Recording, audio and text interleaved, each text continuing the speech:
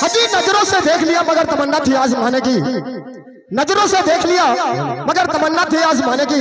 हम तो यूं ही मर चुके थे, क्या जरूरत थी मुस्कुराने की।